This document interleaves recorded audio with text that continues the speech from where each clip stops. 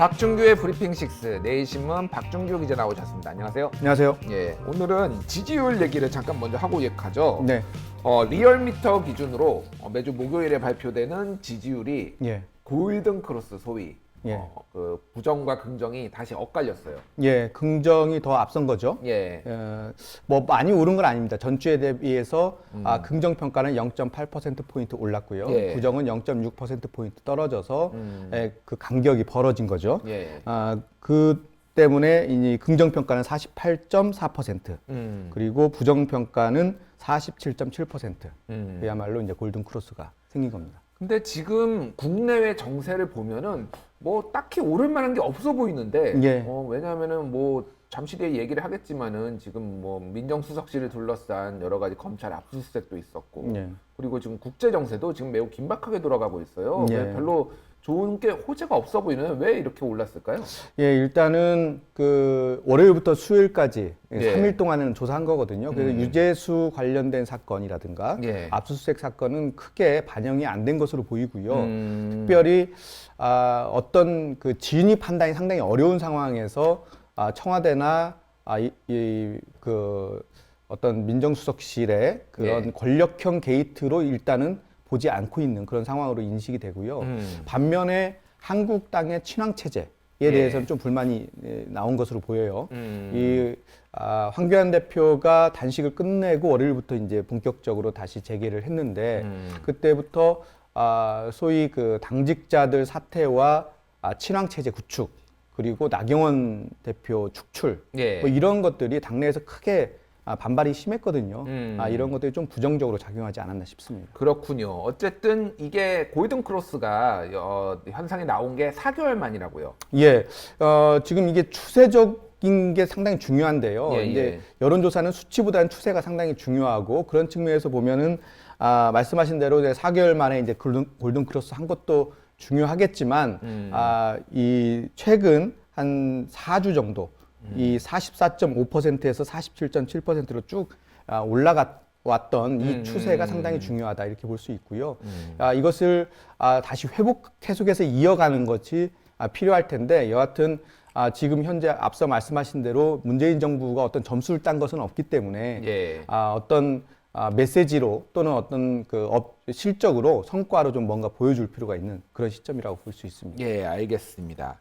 자, 하명 수사 진실 공방이 벌어지고 있는데 이거에 대해서 좀 얘기를 나눠봐야 될 것 같아요. 지금 거의 요즘 정치 블랙홀처럼 이거가 지금 주목을 받고 그렇죠. 있는데 일단은 그 김기현 첩보, 김기현 자유한국당 소속 당시 울산시장에 예. 대한 첩보를 송철호 울산시장 측근이 했다고요. 예, 뭐 지난번에 앵커께서도 지적했는데 그 예. 첩보가 어디서부터 왔느냐가 상당히 중요한 포인트라고 말씀하셨죠. 예, 예. 그 예측처럼 이 그 첩보가 만약에 이 가까운 사람들한테 왔다면 이것은 조금 논란의 소지가 있다 이렇게 우리가 지적도 했었는데 예, 예. 실제로 첩보를 준 사람이 송철호 캠프에 있었던 현재 울산시 부시장. 울산시 부시장. 예.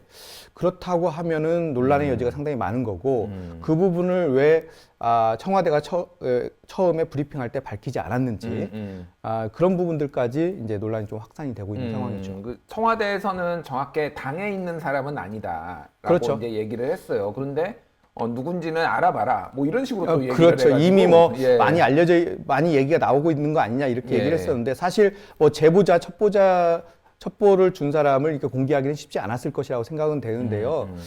그런 논란의 여지가 충분히 있다는 것은 어느 정도 그 공개를 할 필요가 사전에 공개할 필요가 있지 않았을까 싶기도 하고 또 청와대가 브리핑한 내용과 실제 그 부시장, 송 부시장의 얘기와 많이 달라요. 예, 예. 그런 부분들이 논란이 되는데 다르다라는 게 어떤 게 그런 다른 거죠? 첫 번째는 그 첩보를 받은 문모 행정관. 예. 그때 당시 민정수석실에 있었던 예. 민정비서관실 안에 이제 행정관인데 예. 이 사람이 이 행정관이 이 송 부시장을 어떻게 만났는지 뭐 청와대에서는 캠핑장에서 만났다. 캠핑장에서 우연하게. 우연히 만났다. 그런데 실제로는 여기 송 부시장은 친구의 소개로 만났다. 음. 이 부분이 좀 다르고요. 그리고 이 울산시장 김기현 시장에 대해 측근과 측근에 대한 비리 문제, 의혹 문제를 청와대에서 먼저 요구했다. 이게 송 시장의 발언이고요. 송 부시장의 그 송 발언이 부시장의 그런 발언이고요. 거죠? 예, 예. 그런데 청와대에서는 그쪽에서 먼저 알려왔고 음. 수차례에 의해서 알려왔다. 그런 거고 또 그것을 첩보를 접수하는 방법도 송 부시장은 전화 통화를 통해서 전화를 했다. 예, 전화 통화를 하는 과정에서 전달이 됐다는 거고 청와대에서는 SNS 문자로 받았다. 그렇게 이제 서로 얘기가 좀 다르거든요. 그렇군요. 이게 어찌됐든 이렇게 뭐 처음에 이렇게 명확하게 밝혀지지 않았는데 뒤에서 이렇게 뭐 취재로 밝혀지거나 아니면 예. 이렇게 말이 엇갈리거나 하면은 이게 실체적 진실이 어쨌든 뭔가 감추고 있다, 은폐하고 있다라는 이미지를 주게 되잖아요. 예. 그래서 청와대가 뭔가 지금 위기관리 커뮤니케이션에 좀 문제가 있는 거 아닌가 이렇게 보여져요. 그렇죠. 그러니까 청와대가 이것을 청와대는 나름대로 청와대는 수사기관이 아니기 때문에 그것들을 뭐 송 부시장한테 확인하거나 또는 다른 방식으로 그것을 이 수사하거나 이런 방식으로 하지 않았다. 그러니까 결과적으로 보면 그 문모 행정관의 말만 듣고 한 거예요. 아, 그렇군요. 그러니까 그것을 그대로 그 확인도 안 하고 자체 조사한 그 단순한 이야기들을 가지고 마치 사실 그 다 확인된 것처럼 이렇게 공개하는 것이 오히려 이런 역풍을 맞는 거 아니냐. 이게 그러니까 크로스 체킹이 좀 사실 필요하잖아요. 그걸 안 한 거죠. 그리고 그것을 안 하는 것을 청와대에서는 당연하다 이렇게 생각을 한 거예요. 왜냐하면 우리가 그걸 확인하는 과정에서 오히려 권한을 넘어서서 이를테면은 확인을 당하는 사람은 압력으로 느낄 수 있다거나 뭐 그런 식으로 그렇죠. 다른 오해를 부를 수 있으니까 우리는 차라리 확인을 안 하겠다라는 게 이제 청와대 입장이었던 거죠. 그렇죠. 그러니까. 그렇다면 오히려 그때 브리핑을 굳이 할 필요가 있었을까 싶기도 합니다. 그렇군요. 어찌됐든 뭔가 그 정체에 대해서 잘 명확하게 얘기를 안 했다가 뭐 바깥에서 그게 먼저 확인이 되면서 예. 은폐 의혹 같은 것들이 이제 야당에서도 은폐하려는 거 아니냐라는 식으로 지금 공격을 받고 있고 그래서 지금 뭐 국정조사 얘기까지 나온 상태예요. 그렇죠. 이 청와대 입장은 충분히 이해를 해요. 자기들이 알고 있는 것은 다 공개를 하겠다. 어떤 정무적인 판단도 하지 않았다 이런 건데 청와대는 정무적 판단을 해야 됩니다. 그렇군요. 예. 검찰의 압수수색 어제 이제 압수수색이 있었는데 이것에 대해서도 뭐 여러 가지 이제 뭐 해석들이 분분합니다. 예. 지금 검찰이 일단 두 번째 압수수색이에요. 작년에 이제 그렇죠. 그 환경부 블랙리스트 관련해서 작년 12월에 한 번 했었고 예. 1년도 안 돼서 그래서 제 기억으로는 검찰이 청와대를 두 번씩이나 압수수색했던 게 이렇게 있었나라는 게 좀 박근혜 대통령 시절에 예. 그때 그 특검 쪽에서 예.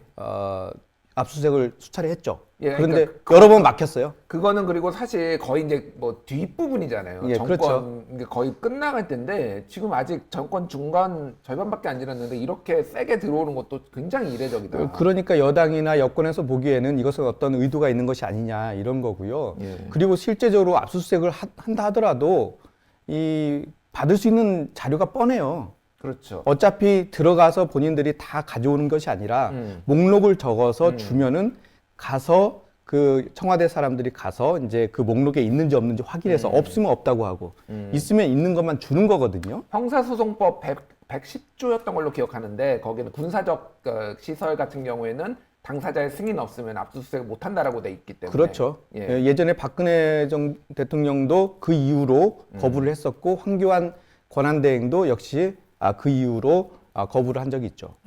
그렇군요. 유재수 감찰무마건 수사는 지금 어떻게 진행되고 있나요? 아주 빠르게 진행됩니다. 예. 지금 같은 동부지검에서 같이 이루어지고 있는데요. 예. 이미 백원우 비서관이나 박형철 비서관뿐만 아니라 당시 금융위원장이었던 최종구 전 금융위원장, 당시 부위원장이었던 현재 기재부 차관 모두 다 조사가 끝났습니다. 아, 그렇군요. 예, 이제 이것이 어떤 방향으로 갈지는 모르겠으나 여튼 유재수 관련된 그 검찰 무마 사건은 이 김경수 현 경남지사나 또 이광재 당시 상황실장이나 핵심 측근들과 연결이 돼 있어서 어떠한 파장으로 연결될지 상당히 관심이 많습니다. 그렇군요. 좀 지켜봐야 되겠는데요. 박형철 비서관 같은 경우에는 그 뭐 우리 시청자 여러분들 아시는 분은 아시겠지만은 윤석열 검찰총장이 당시에 국정원 대권 사건 할 때 부팀장이었어요. 그렇죠. 팀장, 부팀장 사이여서 사실은 성렬이 형이라고 호칭을 할 정도로 매우 가까운 사이였고, 어떻게 보면 이제 박근혜 정부 때 적폐, 그러니까 탄압을 받은 사람이라서 예. 더 이제 수사를 잘할 것이다, 조사를 잘할 것이다라고 이제 촉망받는 상황으로 청와대 들어갔는데, 지금은 뭔가 묘하게 좀 사이가 틀어진 이런 모양새예요. 그렇죠.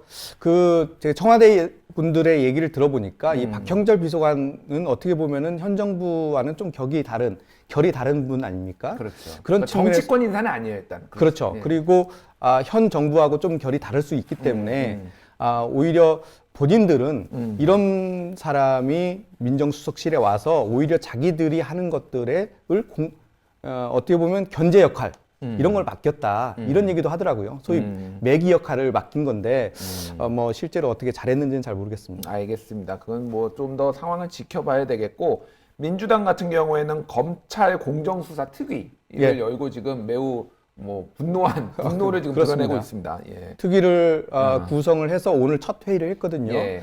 30 최고위원이 위원장을 하고 있는데 여튼 오늘 아침에 하고 나서 하여튼 이거에 대한 사실 확인을 먼저 해야 되겠다. 검찰 얘기 다르고 경찰 얘기 다르기 때문에 그래서 내일 다시 회의를 열어서 예. 검찰과 경찰의 차장들을 나오라고 해가지고 아마 대면 조사를 한번 해보자.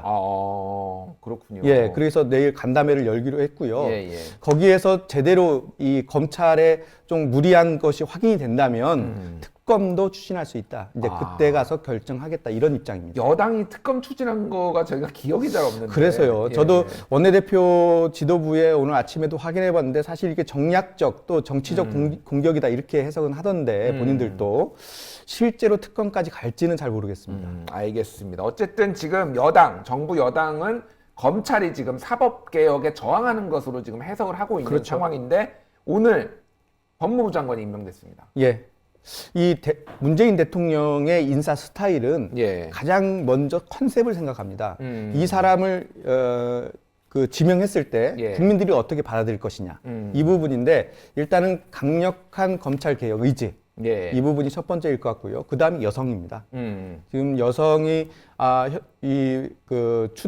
추 의원이 만약에 법무부 장관이 된다면 네. 여성 장관이 30%가 넘어갑니다. 30%가. 예. 예, 그런 공약이었어요, 사실은 그게. 그렇죠. 30% 넘기는 예, 게. 지금 현재 상황에서는 안 되는데 임명이 되면은 30%가 넘어가고요. 또 무엇보다도 의원 중에서 임명을 했다는 것은 역시 그 청문회를 겨냥한 것이라고. 청문회 불패 신화를 계속 이어가겠다라는. 그렇죠. 그렇군요.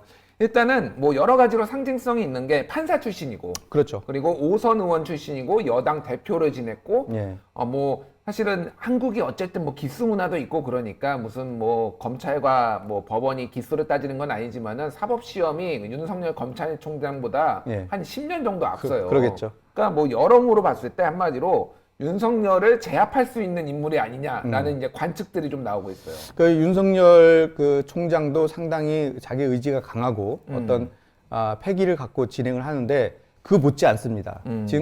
지금까지 보여준 소신, 예. 논란이 될 수 있는 소신이기도 한데요. 노무현 대통령 탄핵 사건도 있었고요. 그렇죠. 그것도 예. 본인의 소신이었고요. 예. 탄핵을 지지했었죠. 당시에. 지지했었죠. 예, 그리고 예. 그래서 탄핵이 부결된 이후에 삼보일배. 삼보일배를 예. 전국적으로 하면서 상당히 많은 논란도 있었고 그 다음에는 환노위원장 때 노동법을 또 민주당 못 들어오게 하고 한국당과 당시 한나라당이었나요? 그게? 그렇죠. 당시 한나라당이죠. 예, 한나라당하고 같이 통과시킨 했었죠. 거죠. 예, 그때 노동계에서도 좀 반발이 심했는데 그것도 본인의 소신이었다. 그러니까 이게 장단점이 있는 거예요. 예. 이 소신이 어떤 식으로 사용되느냐에 따라서 이게 긍정적으로 작용할 수도 있고 반대로 작용할 수도 있다는 거죠. 근데 이제 당 대표까지 했는데 예. 법무부 장관으로 가는 것이 이게 뭐 한국이 또 이제 뭐 여러 가지를 따지는 거니까 격이 네. 안 맞는다라는 뭐 논란도 좀 있어요. 이제 격이라는 부분도 있을 텐데요. 그러니까 예. 높다 낮다 이런 측면도 있을 텐데 한 정당의 또 여당 당의 대표를 한 사람이 예. 행정부 그러니까 입법부의 정당 대표가 행정부의 장관으로 가는 게 맞느냐 이런 논란이죠. 그러니까 이게 어떻게 보면 상권 분립에 어긋날 수 있다. 예. 견제가 안 되는 거 아니냐, 음. 결국에는. 뭐 이런 거죠. 그래서 지금 이런 모습들은 결국에는 약간 의원 내각제 비슷한 성격을 갖고 있는 거거든요. 그렇죠. 그러니까 현재 대통령제에서는 좀 맞지 않는 부분이라 이런 선례가 좀 논란이 될 수도 있을 것 같습니다. 그렇군요. 어쨌든 뭐 청문회 일정은 그러면은 지금 뭐 이 국회 상황과는 상관없이 그냥 진행이 되겠네요. 그렇죠. 지금 현재는 이제 내정자고요. 이제 예. 후보자가 되려면은 국회에 청문 요청서가 접수가 돼야 되거든요. 예. 네, 이번 주 말이나 다음 주 초에 접수가 되면 20일 이내에 청문회를 열어야 되니까 아마도 중후반, 이달 중후반에 청문회가 열릴 것으로 예상이 됩니다. 그러면 이제 더 우리가 관심을 가지는 거는 총리하고 또 다른 부처들 개각 그리고 예. 청와대 뭐 쇄신 뭐 이런 것까지 뭐 얘기가 계속 나오고는 있는데 어떻게 예. 되고 있나요? 청와대 쇄신은 아마 진행이 될 가능성이 있고요. 예. 그 개각은 상당히 불투명합니다. 현재 이 정국에서 대폭 개각을 하게 되면 청문회에 대한 부담이 상당히 크고 그렇죠. 또 그 총리 같은 경우에는 사실 본회의 인준까지 받아야 되거든요. 그렇죠. 예. 예, 표결까지 가야 되는 거죠. 그렇죠. 거기서 이제 과반을 얻어야 되기 때문에 지금 같은 경우에 과연 할 수 있을까? 특히 김진표 의원이 물망에 올랐다가 진보 진영이나 또는 시민 사회의 반발이 상당히 커서 지금 약간 유보해놨다 이렇게 들리잖아요. 그래서 김진표 의원을 계속해서 밀지 아니면 다른 사람을 또 물색할지 아니면은 현재 이낙연 총리 체제로 계속 갈지 아마 고민하고 있을 것 같습니다. 청문회와 인준투표를 생각을 하면 사실은 김진표 의원이 굉장히 좀 유력한 카드긴 해요. 왜냐면은 자유한국당이나 뭐 다른 뭐 야당에서 반대가 좀 덜한 사람이긴 합니다. 상대적으로 그렇죠. 상대적으로. 그렇군요. 알겠습니다.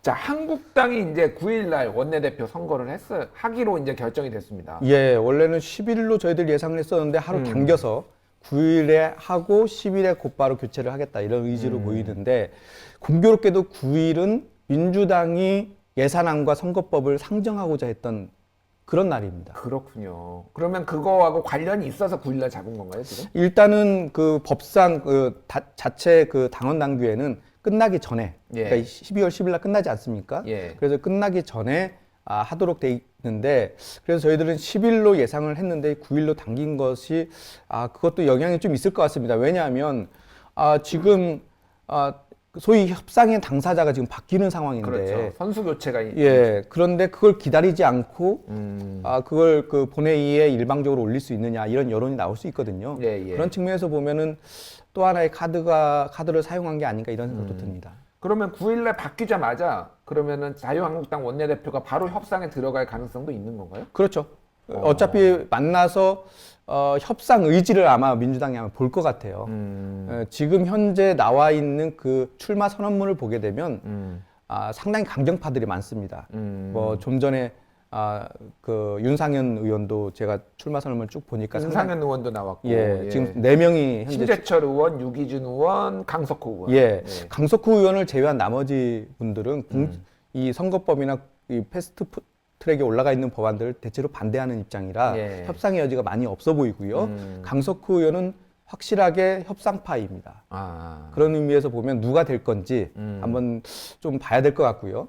특히 이제 이 민주당과 달리 한국당은 원내대표와 정책위 의장이 이 러닝메이트로 가거든요. 예, 그래서 예. 정책위 의장을 어떤 사람을 가지고 나올 건지 이 부분도 관심 있게 봐야 되는 대목입니다. 그렇군요. 황교안 대표의 의중이 좀 영향을 미칠 가능성은 있나요? 그러니까 이게 당연히 미칠 텐데요. 예. 이게 의총은 의원들이 투표를 하는 거 아닙니까? 그렇죠. 그리고 비밀 투표예요. 예. 변수가 많습니다. 지금 현재 황교안 체제에 대해서 어떻게 의원들이 보고 있는지가 아마 예. 표심에 반영이 될 가능성이 있고요. 예. 그래서 황교안 대표가 지지하는 후보를 정말로 찍을 것인지 아니면 오히려 견제하는 후보에게 표심을 줄 것인지 이 부분에 따라서 앞으로 황교안 체제가 쉽게 무너질 수도 있어요. 그렇군요. 이 지금 현재 만약에 협상파가 만약에 된다면 예. 황교안 대표가 강하게 주장해왔던 선거법과 공수처 반대와 반대되는 상황이거든요. 강경파로 협상은 없다라는 식으로 벼랑 끝 전술을 했잖아요. 그렇죠. 예. 그러면 단식까지 하면서 그렇게 했는데 그것과 다르게 협상파로 표심이 몰린다면 황교안 대표에 대한 리더십에 강력한 타격이 이루어질 것으로 보입니다. 그렇군요. 알겠습니다. 예, 지금까지 브리핑 식스 내신문 여당반장 박중규 기자였습니다. 감사합니다. 감사합니다.